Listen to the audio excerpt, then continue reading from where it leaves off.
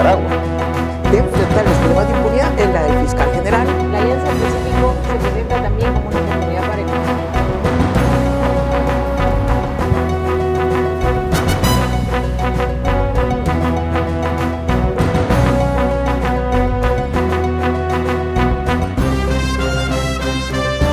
Un gusto volver a estar con ustedes en el espacio Fernando Aguayo América. Cordiales saludos a quienes nos ven a través de la señal de Mega TV en la Florida, Estados Unidos, por Vito TVO en el Ecuador y por OnePlus TV en el Ecuador y en el mundo. Hoy tenemos como invitada a la abogada Cristina Reyes. Ella es presidenta del Parlamento Andino al momento y también quiere llegar a la presidencia de la República. Ha lanzado su precandidatura. Gracias por estar con nosotros. Fernando, un honor. Gracias. No debo dejar de preguntar porque el tema domina la opinión pública, todos estos escándalos que actualmente se dan en el país. Esta señora Mayra Salazar, se dice, trabajó con usted. Ha aclarado, usted lo ha hecho ya en varios medios de comunicación, pero va a haber una declaración anticipada por parte de la procesada. ¿Se puede encontrar algo ahí que vincule a Cristina Reyes por haber sido jefe de ella? Primero, gracias por la entrevista. Fernando, a mí el país, la ciudad de Guayaquil, la región andina hoy, liderando el Parlamento andino, me conocen. Yo soy una persona transparente, honesta, y mis actos son los que hablan por mí. La responsabilidad penal es personal, y si alguna persona ha incurrido en alguna clase de delito o actividad irregular, es esa persona la que tiene que responder. He aclarado hasta la saciedad que hubo una relación laboral con esta persona en el área de relaciones públicas, pero que de ninguna manera conocía, ni podría conocer, porque ninguno de nosotros es capaz de saber a ciencia cierta con quién hablan las personas, con quién se comunican las personas todo el tiempo. Así que yo rechazo todos los ataques infames, de un ataque orquestado y mediático en los últimos tiempos, de intentarme vincular a mí en algo que no tengo absolutamente nada que ver. Yo soy una parlamentaria, presidenta de un organismo internacional, no infiero en asuntos de la justicia, no tengo ninguna clase de relación con gente vinculada a actividades ilícitas. Al contrario, desde mi calidad de legisladora he combatido los hechos de corrupción y hoy como presidenta del Parlamento andino hemos generado un comité de seguridad para tener una mirada regional justamente para combatir las mafias y el crimen organizado. Es necesario precisar que la abogada Cristina Reyes empezó su carrera política prácticamente en el 2006-2007, fue parlamentaria constituyente y luego pues pasó por varias funciones. En el Ecuador es muy fácil caer en hechos de corrupción, se ha vuelto cultura aquello, pero nadie ha dicho nada nunca de la abogada Cristina Reyes. Así que esa es una carta de presentación. Gracias, Fernando. Y como digo, los actos nos preceden, nuestro trabajo habla por nosotros mismos. Y mire, lo importante también es de fortalecer la institucionalidad. Por eso el apoyo a la señora fiscal, que en este intento grande, fuerte, de depurar el sistema judicial y el sistema institucional que ha sido tomado por las mafias, está llevando adelante una investigación con acusaciones muy serias, muy graves, que nos deben llevar a eso, a fortalecer la institucionalidad. No al show mediático, no a los chismes o a cosas que desvían la atención del ciudadano y que también generan mucha desesperanza. Yo creo en los procesos y hoy más que nunca nuestra fe debe estar puesta en cambiar el sistema de justicia y en también cambiar muchas cosas de la clase política. La depuración del sistema judicial es una prioridad, pero también en el comportamiento humano colectivo tiene que haber una revisión individual. Los jóvenes, las personas mayores, cada uno tiene que cumplir un rol en la sociedad, pero dentro del marco de la transparencia. Y sí cabe el llamado porque en el país se ven muchos casos de corrupción. Sí, de allí la importancia de fortalecer la educación como un arma que nos permita no solamente superar los escenarios de pobreza, de desigualdad, sino también atrevernos a tener pensamiento crítico, atrevernos también a ser más reflexivos en un mundo digital que nos está llevando a la confusión, que nos está llevando a la división, que no nos permite avisorar objetivos claros de país. Y me temo que hay muchos actores políticos que en medio de esta confusión, algunos porque promueven sus causas judiciales, otros sus odios y venganzas, se olvidan de los graves problemas del Ecuador. En el Ecuador hay problemas, Fernando, de desnutrición infantil, de inseguridad, de jóvenes que han sido captados por las mafias, y eso se debe en gran medida porque no hay modelos aspiracionales en este país. Tenemos que promover la cultura, el arte, la ciencia, la tecnología, otros espacios en los que podemos demostrar nuestro talento y nuestra capacidad. ¿Qué ha logrado usted durante este tiempo, por ejemplo, en el Parlamento andino? Más aún, ahora es presidenta del mismo y por lo tanto tiene relación con otros subgrupos a nivel del mundo, porque permanentemente hay cumbres a donde acuden también representantes del Parlamento andino. ¿Qué podemos sacar como resumen de lo hecho en los últimos tiempos? Esta representación internacional me ha hecho creer aún con más fe en que los sueños de Bolívar o de una Manuela Sáenz, de una gran Colombia, de una gran América Latina unida, son posibles si tenemos un sentido pragmático, y que es hora de dejar esos discursos ideológicos y trabajar en objetivos. Es por eso, Fernando, que entre todas las estrategias que estamos trabajando a nivel internacional con mis compañeros de 5 países, en los foros con la Unión Europea, que es nuestra par de discusión en asuntos de migración, visa Schengen y otros vinculados a temas de movilidad, energías renovables, etcétera, es que uno de los factores que a la Unión Europea como un organismo referencial de integración le sirvió no solo fue el libre mercado, lo que quiere decir que nosotros también tenemos que comerciar más también y abrir más nuestras fronteras a un libre comercio, sino también el tema de estudiantil, la movilidad académica. Europa con su programa Erasmus ha permitido que los jóvenes puedan estudiar, homologar sus títulos, los académicos, los centros de investigación, moverse por toda la comunidad europea. ¿Qué pasa en América Latina? Eso no ha sido posible. Estamos trabajando nosotros desde la Red Andina de Autoridades Universitarias, de universidades, en la construcción de esa estructura jurídica que nos permite homologar nuestros títulos, que haya programas de intercambio, que haya más becas, que haya más participación, al menos en los 5 países de la región andina. Y luego ya pensar en una América Latina también en la que tengamos infraestructuras, movilidad, más comercio, más fraternidad, más cultura.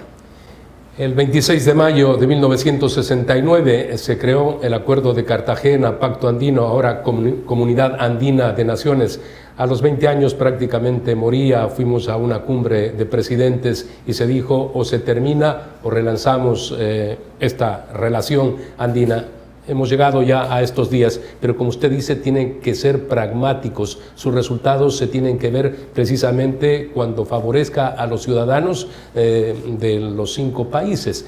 Y en este sentido, ¿qué podemos decir ya no como perspectiva, sino como algo logrado? Bueno, como algo logrado, la Red Andina de Autoridades Educativas, la Red Andina de Universidades, tenemos más de 50 universidades, sus rectores. En el caso de Ecuador está la Universidad Central, la Universidad de Guayaquil, la Universidad Metropolitana, la Universidad Particular Técnica de Loja, la Universidad Amazónica, solo como mencionar algunas de las universidades que están trabajando en esta red, que no solamente permite la internacionalización de estas universidades, la mayoría de ellas públicas, el acceso a becas con nuestros socios como Turquía, Marruecos y otros miembros de la comunidad internacional, el trabajar en el tema de la homologación de nuestros títulos, en los programas de intercambio, las revistas indexadas, en los programas académicos que estamos desarrollando, solamente por mencionar algo enfocado en la educación superior que es sumamente importante. También trabajar a profundidad lo que son nuestros programas de desarrollo. Las carreras tradicionales están prácticamente saturadas, Fernando. Entonces también la universidad tiene que abrirse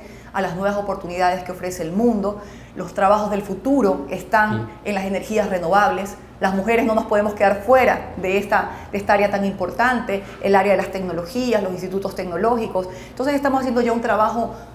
Ahora tendremos en Colombia un encuentro muy grande en el que se seguirán definiendo estos pasos a seguir. La Universidad Complutense de Madrid nos asesora en este proyecto porque el Erasmus académico fue un boom en la Unión Europea, lo que permitió que haya este sentimiento de unidad y de movilidad. Y así le podría hablar de muchas otras redes, de autoridades territoriales, el trabajo que estoy haciendo con Puntos Violeta, que es una campaña informativa y de prevención contra la violencia de género, que es la gran pandemia que hay en la región andina y en América Latina, y que nadie dice nada y miran a otro lado, cuando la voz de las mujeres es importante y su integridad y su vida, su libertad, es lo que debemos promover. Está muy vigente la Comunidad Andina de Naciones, porque hay quienes dicen, por ejemplo, no le dan trascendencia, pero yo debo decir, acabo de escuchar una muy buena entrevista con el representante de Chile. Recordar que Chile se salió de la Comunidad Andina de Naciones en el año 75. Ellos se retiraron del Pacto Andino, pero lo han tomado nuevamente con mucha fuerza. que es importante porque Chile es un país que se destaca. Y Chile es parte del Parlamento y queremos que Chile regrese a la comunidad andina. De hecho, en una de las reuniones con el presidente Boric, que tendremos una en los próximos meses en este gran encuentro por este comité de seguridad que estamos realizando, para que no solamente miremos el problema del Ecuador como algo aislado. Esto es un problema regional. El problema del narcotráfico tiene una serie de cadenas logísticas y de redes que tiene que combatirse de manera regional. Las agencias de inteligencia que deben fortalecerse en el Ecuador, mejor dicho, crearse en el Ecuador, porque no existen, deben trabajar articuladamente con información compartida de puertos, aeropuertos, de temas migratorios, con toda la comunidad andina. Esto vamos a trabajar que Chile y Perú viven el mismo drama que vivió Colombia y que vive el Ecuador. Sí. Cosa que no ocurría en el pasado, Colombia, en el caso de Chile. Por eso es que tenemos que aprender de las experiencias y pensar que no podemos hacer las cosas solos. La pandemia nos demostró qué distinto hubiera sido si hubiéramos negociado en bloque la compra de las vacunas, todo el tema epidemiológico y las alertas que no se hicieron. Siento que fue un tema inédito para el mundo. Pero Chile y Perú ahora están viviendo el tema extorsivo de las vacunas, por ejemplo, que es una modalidad delictiva que tiene mucha fuerza en el Ecuador. El problema del narcotráfico, que ahora de manera, por la posición geográfica del país, que nos hemos convertido en un lugar de almacenamiento y de salida de la droga, tema que se tiene que compartir con los otros países, y la mirada debe ser regional, como lo digo, porque estos grupos criminales se mueven, se movilizan a través del sistema financiero también. Tenemos que compartir información para que haya mayor transparencia en todas esas actividades financieras que se generen. Hay muchas cosas por hacer. El Pacto Andino, que comenzó como el Pacto Andino, hoy la Comunidad Andina de Naciones es uno de los sistemas de integración más fuertes de la región latinoamericana. Tenemos que seguir construyéndolo. Le recuerdo, Fernando, también que la CAF, que es una banca de desarrollo latinoamericano que invierte Corporación Andina de Fomento, pero que ahora es un banco internacional. Y que tiene como socios a España, Portugal y otros países, una banca creció, inmensa de desarrollo. Absolutamente. Nació en el Pacto de Integración que integró Ecuador desde un inicio. Y tuvimos ecuatorianos que fueron funcionarios principales y de trabajamos muy Corporación activamente Financiera. con la CAF también en el tema de asesoría técnica y cómo créditos. Y cómo los pequeños y medianos municipios pueden también acceder a créditos, preparar a su personal y poder generar estos proyectos de inversión para la gente. Estamos terminando la entrevista. Continúa en firme este deseo de ir en el 25 en la campaña electoral buscando la presidencia de la República. Sí, Fernando. Como todo en la vida y todos los procesos que he llevado adelante en mi vida, creo que ahora es el momento. Y sobre todo que las mujeres tengamos una voz muy potente dentro del debate presidencial que no se ha visto en los últimos tiempos. Nosotros llevamos adelante unas reformas al Código de Democracia que ha permitido una participación más activa de las mujeres. Esto obliga a los partidos políticos en medio de su crisis institucional que se visibilice liderazgos femeninos. Para las mujeres a veces es muy difícil este espacio por la violencia política, por el acceso a financiamiento, por todas las cortapisas que hay, que a veces que el tema doméstico recae exclusivamente en la mujer cuando es un tema compartido. Un país no puede salir adelante si no es con la voz y la decisión de sus mujeres, y los asuntos públicos también son de las mujeres. Entonces, si Dios lo permite, nos estamos organizando, y aquí, más allá de candidaturas, lo importante es liderar un proyecto que tenga la voz y el liderazgo de una mujer. Agradecemos a la abogada Cristina Reyes. Vamos a hacer un corte comercial. Al retornar tenemos una entrevista con la doctora Ivonne Núñez, ministra de Trabajo. Retornamos.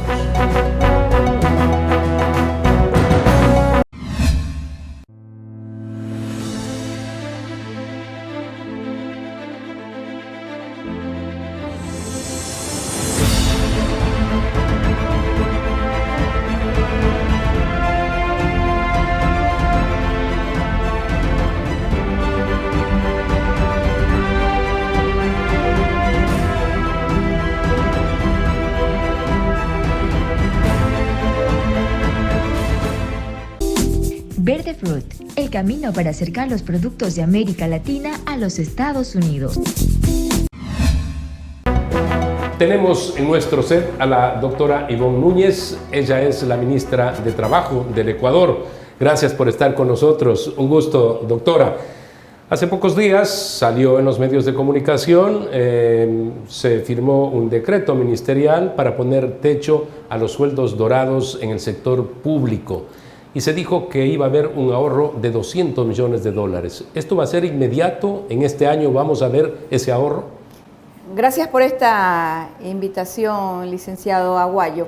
Nosotros tenemos proyectado que en 60 días vamos a ver los primeros resultados de este importante ahorro económico, cuya política por parte del señor presidente Daniel Noboa Sin no ha sido exclusivamente el ahorro económico, sino ponerle el punto final a un tema que siempre fue recurrente en el Estado ecuatoriano, denunciado desde hace muchísimo tiempo atrás, en relación al incumplimiento del decreto presidencial que fijó un techo al salario del señor presidente y a las demás escalas desde el número 10 hacia abajo.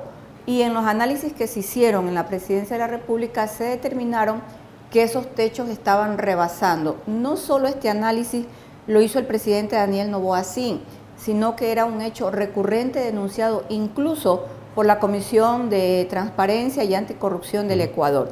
Creemos que en este punto final, allí sí, entra el balance económico que arrojaría aproximadamente 20 millones de dólares mensuales, lo cual evidentemente trae como resultado, por la matemática simple, un ahorro de más de 200 millones de dólares al año. ¿Abarca al jerárquico superior? ¿Estamos hablando de funcionarios del gobierno ecuatoriano también? Claro, abarca al jerárquico superior y a todas las instituciones del sector público del Ecuador. Existen excepciones en la ley, pero esas excepciones básicamente son para el servicio exterior, para las Fuerzas Armadas, para la Policía Nacional, también para profesores que son contratados para procesos de investigaciones académicas, científicas en el Estado ecuatoriano, y hay otras excepciones que son muy pequeñas, pero el total de servidores públicos en el Ecuador tenemos que ajustarnos al decreto y al acuerdo ministerial. Estamos hablando también de los gobiernos seccionales, alcaldes, prefectos. Ninguno puede ganar más que el presidente de la República. Ninguno puede ganar más que el señor presidente de la República, y el acuerdo ministerial ha establecido de manera muy clara que el control directo en el caso de los gobiernos descentralizados, de los GAT y de los gobiernos o consejos provinciales, lo hará directamente la Contraloría General del Estado, y a las empresas del Estado y a los servidores públicos lo hará en primera instancia el Ministerio del Trabajo solicitando la información, y al encontrar el incumplimiento del acuerdo y el incumplimiento del decreto presidencial emitiremos el informe pertinente para que el señor Contralor General del Estado realice los análisis respectivos y también los exámenes especiales que se efectúan. Esta disposición blinda la posibilidad de que busquen las formas para que ganen más de lo que nominalmente se establece. Pueden poner un sueldo menor que el del presidente, pero hay formas para, sumando, pues recibir mucho más. ¿Esto puede ocurrir o está blindado?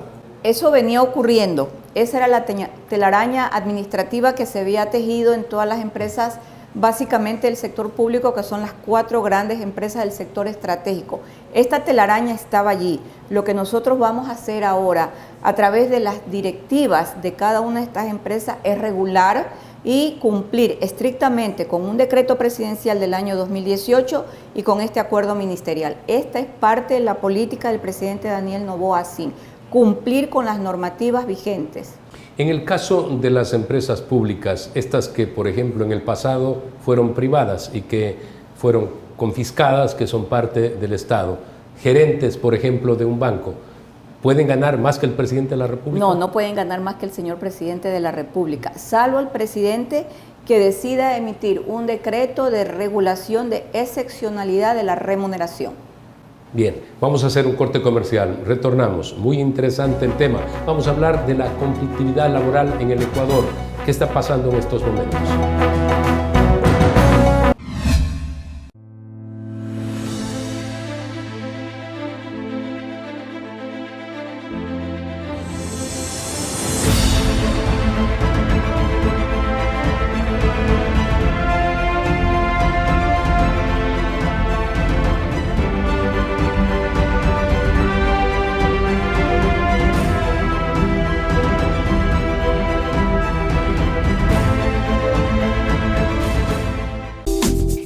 Fruit, el camino para acercar los productos de América Latina a los Estados Unidos. Continuamos este diálogo con la ministra de Trabajo. Doctora, ¿hay conflictividad laboral en estos momentos en el Ecuador? Yo le diría que no. No hay la conflictividad laboral tradicional. Existen conflictos colectivos que como la de otros tiempos, paros y huelgas. Sí, la de otros tiempos, y que en la actualidad el caso más emblemático de conflictividad laboral que duró 16 años fue el pago de las utilidades a los ex trabajadores de cervecería. ¿Qué están pagando en estos momentos? Que estamos pagando por una decisión del señor presidente de aplicación del principio de celeridad a este trámite administrativo que internamente lo tenía que cumplir el Ministerio de Trabajo, porque este trámite administrativo de entrega de información, de recepción del dinero para pago de utilidades corresponde a una decisión a través de una sentencia constitucional de la Alta Corte Constitucional. Entonces nosotros, al asumir el Ministerio de Trabajo y con la disposición del señor presidente Daniel Noboa, lo que hicimos fue darle a través del principio de celeridad el trámite pertinente, recaudar el dinero e inmediatamente enviar la información al Tribunal de la Provincia del Guayas, Tribunal Contencioso Administrativo, para que realizara en su momento la liquidación individualizada de todos los ex servidores de cervecería. Esta resolución salió el día 28 de febrero del presente año y el Ministerio ha cumplido con el cronograma que establece la Corte Constitucional del Ecuador.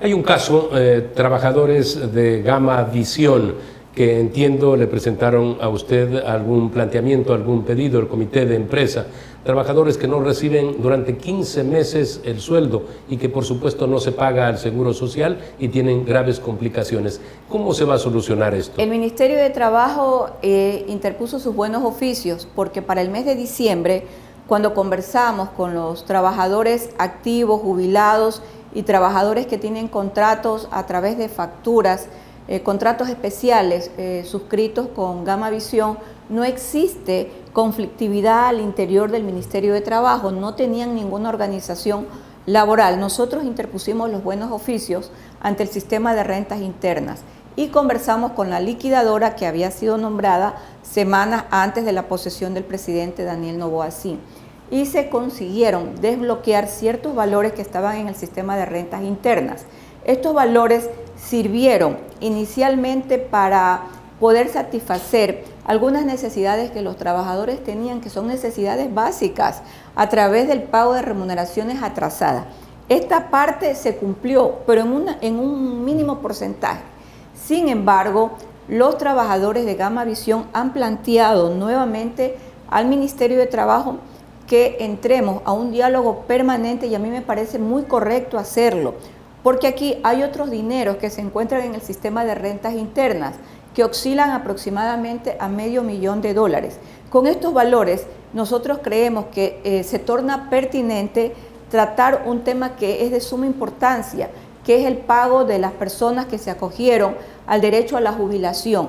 Este derecho a jubilación, el derecho a percibir sus pensiones mensualizadas, no ha sido pagado por más de 3 años. Consecuentemente, creemos que es muy pertinente entrar a tratar el tema del pago de las jubilaciones y, de ser posible, pagar un acta con la que se concluya un pago global, porque la ley lo permite, el Código de Trabajo lo permite, y de allí ir superando los otros problemas que siguen existiendo en el caso de Gama Visión. ¿Hay sugerencias desde el Ministerio que liquide la empresa, que se pague los valores a los trabajadores? De lo contrario, se prolonga una agonía. Y son trabajadores como cualquier otro de otros ámbitos, ¿no? Sí, el problema tiene algún enjambre de orden jurídico, pero el Ministerio tiene como política rectora, este Ministerio del Trabajo, tutelar derechos. Y nos toca tutelar derechos en sede administrativa, pero nosotros también tutelamos derechos incluyendo la mediación, y de esa manera hemos ido superando grandes casos, como por ejemplo otro caso que nos tocó conocer apenas asumimos la conducción del Ministerio, que fue el caso del diario El Comercio. Hoy, en el caso del diario El Comercio, ya tienen un sindicato y también ya tienen un pliego de petición y están ante el Ministerio de Trabajo con su proceso de orden administrativo y legal. En el caso de Telerama, que entendemos también ha sido cerrado, ¿no hay conflicto laboral? Nosotros no ha sido presentado al tenemos Ministerio de conflicto Trabajo. laboral en el Ministerio de Trabajo. Cuando existen los conflictos laborales, nosotros aplicamos principio de celeridad, atención oportuna e inmediata, de tal manera que empezamos a dar respuesta lo más pronto posible y poder encontrar una salida viable y que tenga lógica, pero que también sea una salida legal. Ministra, un tema muy delicado.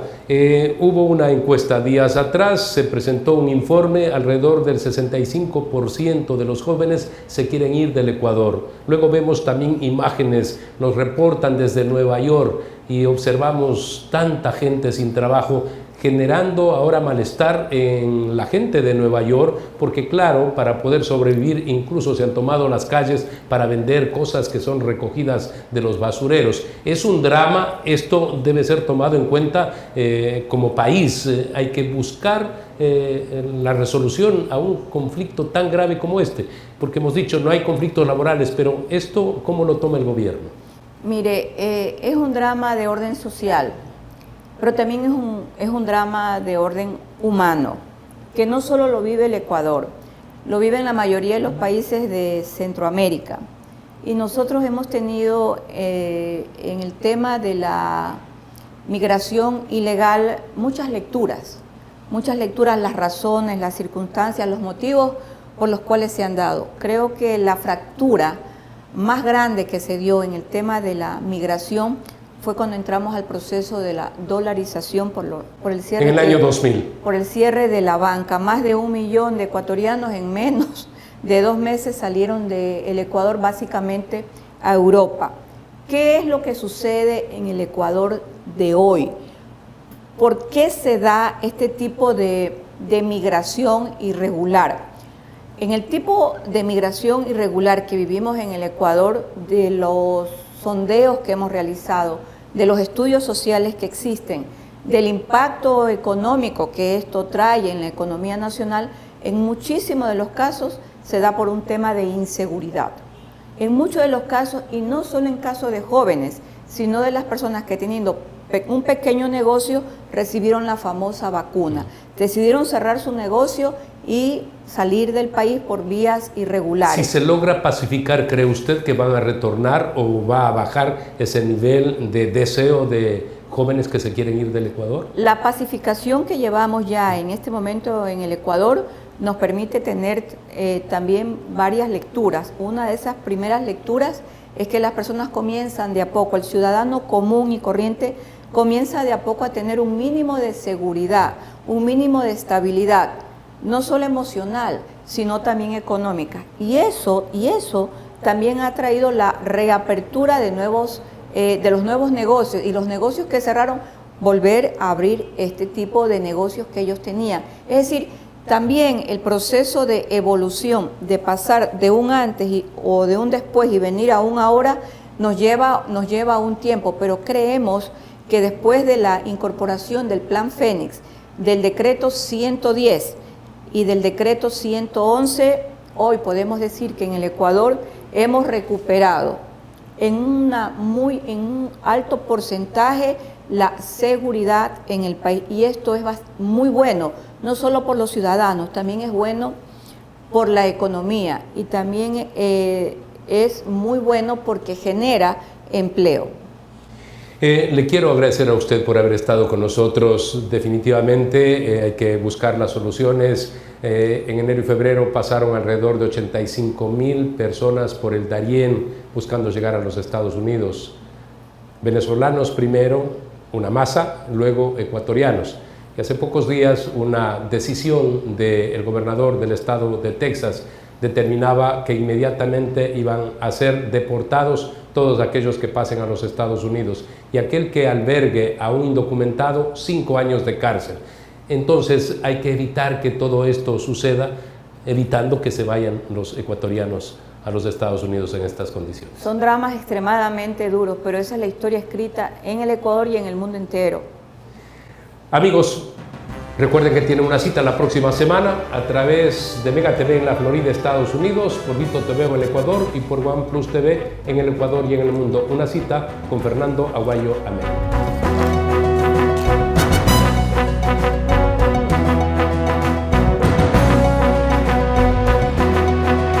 Que verdaderamente cuando uno se encuentra, el gobierno de Novoa está buscando competitividad, equivocado, un país que nos dice que la democracia puede, a diferencia de Nicaragua,